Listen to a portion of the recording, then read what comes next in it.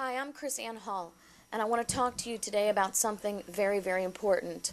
Something that happened yesterday that I'm afraid will go completely unnoticed.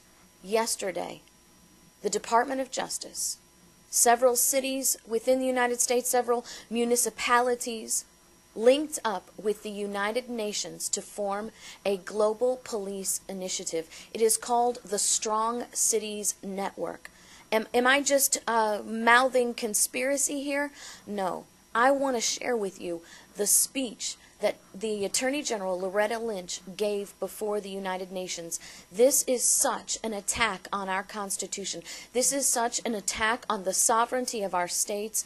This will eliminate the rights of the people as we know them under a constitutional republic. I want to show you, this is how we will have the UN Arms Treaty. This is how we will have UN control in the United States. It will bypass Congress. It will bypass the treaty process. It will be implemented on the local level so people will never even notice.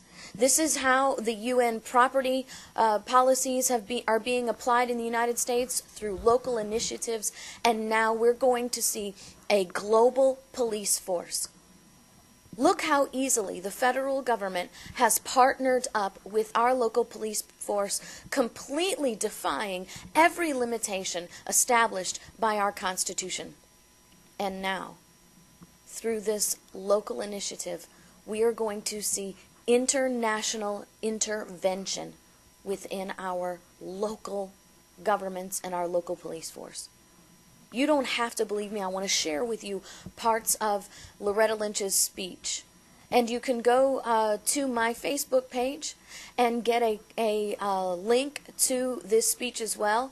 I will put a link on the bottom of this video so you can go to this and read the entire speech for yourself, so you know that I'm just not cherry picking and making this up. As a matter of fact, I'm probably going to be reading a large portion of this speech because it is so rich with things that should be screaming warnings to Americans who want to preserve the Constitution and preserve our inherent liberties as we know them, as they were established to be ours with a limited government.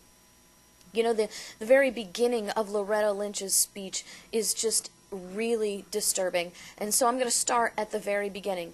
Thank you, Mayor de Blasio, for those kind words, for your dedication to promoting equality and expanding opportunity, for your service to the people of this great city, the city I call home. I would also like to recognize High Commissioner for Human Rights, Prince Al Hussein, and the UN Habitat Program for their inspiring work and bold leadership as we work to create a future of sustainable peace, development, and opportunity. America, this is the intervention, the incorporation of foreign influence and foreign law that our framers warned us about. George Washington warned us in his farewell address. He said, against the insidious wiles of foreign influence, I conjure you to believe me, fellow citizen, that foreign influence is the most baneful foe of a Republican government. He said that it would be the destruction of our liberty. And here we have the Attorney General of the United States and mayors from our cities embracing this very thing that our framers warned us about. She says, I'd like to thank all of the mayors and other municipal leaders who are helping to ensure safe and prosperous futures for our communities and our world by serving on the steering committee of the Strong Cities Network. This is the name for this. Now, I have searched all over the UN website. You cannot find a web page for the Strong Cities Network yet. We will keep watching and see when this comes up. But this is an initiative that was spearheaded yesterday in New York City and will come to fruition in spring of 2016 in Paris, France, at the UN meeting there. She says, it is a pleasure to join a distinguished group of leaders on this historic occasion, and it's a privilege to represent the Obama administration. Really? When did we have an Attorney General that represents an administration?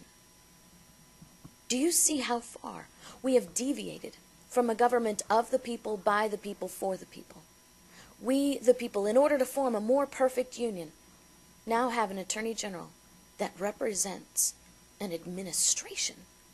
Now you see where the loyalties go, right? Now you see why there is absolutely no focus on the Constitution and the rights of the people, because there's no loyalty to it. The loyalty is to the Obama administration. And then, I guess as an afterthought, she adds, and the United States. As we inaugurate this initiative, collaborative, and critically important global effort. This is the globalization of America. We need to understand that. We cannot allow this. This is a complete and total attack on who we are. She says, it is a pleasure to join such distinguished group of world leaders on this historic occasion.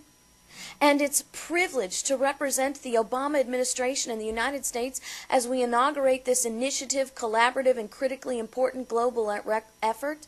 It is clear that the challenge of building resilience against violent extremism, a challenge that spans vast oceans and borders while impacting our most tightly knit cities and towns. Neither the Justice Department I lead, nor the administration in which I serve. You see, there's that loyalty again. Neither the Justice Department that I lead, nor the administration that I serve will ever back down from our commitment and our responsibility to safeguard our citizens and defend our homeland. The government of the United States is fully invested in this collaborative approach. Do you see where the loyalty is in this? This is very shocking. This is not something that we should be embracing. Turning over our local governments and our local police force to a global initiative is complete loss of control for a people over their government. How are you going to control your police force? I mean, what happens if you get a police force that becomes corrupt and out of control? You no longer have a hand on your police force because they will now be directed and funded by not only the federal government, but by global influence.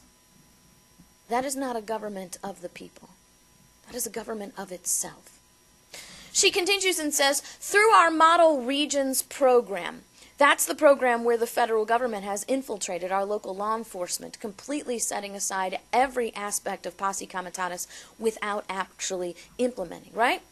Federal officials have partnered with a wide array of local stakeholders, including government, public safety officers, social service providers, educators, businesses, and nonprofits to build and implement community resilience frameworks. This is your foreshadowing that this cities network, right? This strong cities network will not just pull in your cities, but it's going to pull in every aspect of your cities, down to the minute administrative aspects of who you are. Do you see this? Social service providers. We are now going to get United Nations and foreign government influence in social services. Do you know what this means?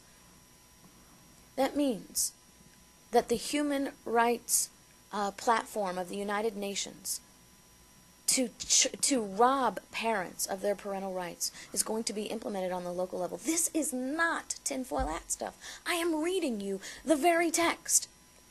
She says, these efforts have shown us the power of harnessing our local expertise and leveraging local leadership to create targeted and effective approaches to eradicating, once again, violent extremism is the word that she uses, in any community.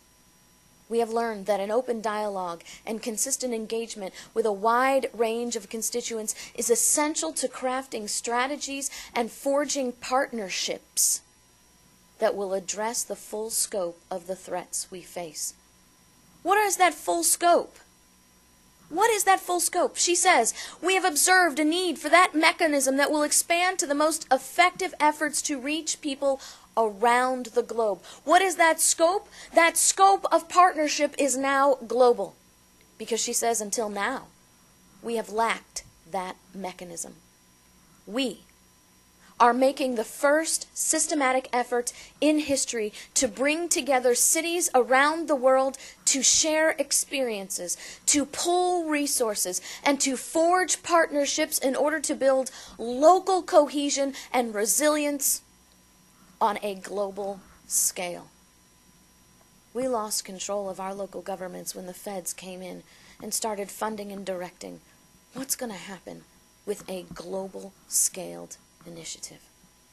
She says, by connecting municipal leaders, facilitating information, sharing and providing training and other assistance where appropriate, the Strong Cities Network will help to fashion a global response to a global issue. She's not talking about connecting municipality leaders in Dallas, Sacramento, Jacksonville, Florida, Atlanta, or New York City. She's talking about linking all of those cities with Paris, with cities within France and Italy and Spain, and bringing in a global network of foreign law, foreign influence, and foreign initiatives into our local governments. She says, I want you to know that the Obama administration is deeply committed to ensuring that Strong Cities Network is as strong and vibrant and resilient as the cities it unites. There's that loyalty again, not to the Constitution or to the people, but to the Obama administration. And I want to tell you, I would be just as outraged if this was an Attorney General who was talking about our loyalty to the Bush administration. This is not how we formed a constitutional republic. This is a totalitarian leadership. She says, resilient as the city it unites, connecting those localities to one another, as the Strong Cities Network is doing, it is not only a powerful way to uplift our communities worldwide, it also sends a message, she says, about who we are and what we aspire to be.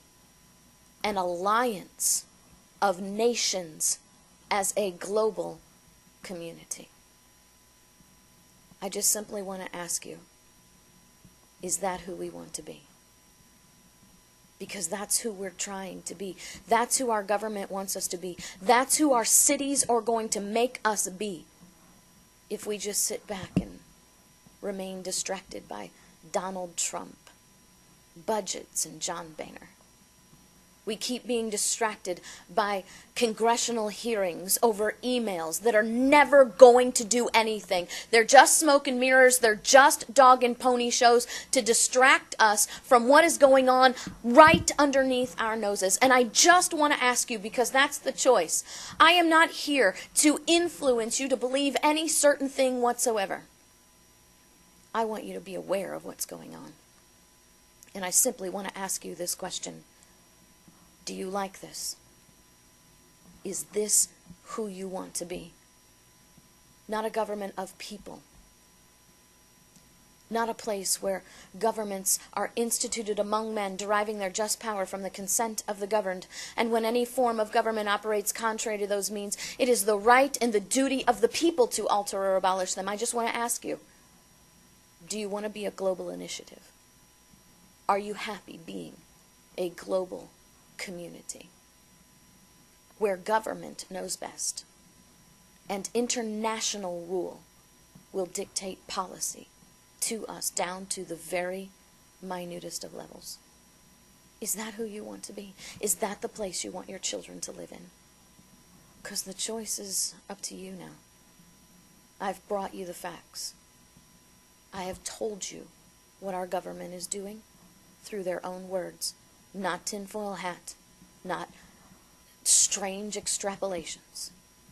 These are direct quotes and direct applications. So what do you want to do, America? Who do you want to be? Who do you want our children to be? And that's the last question of the day.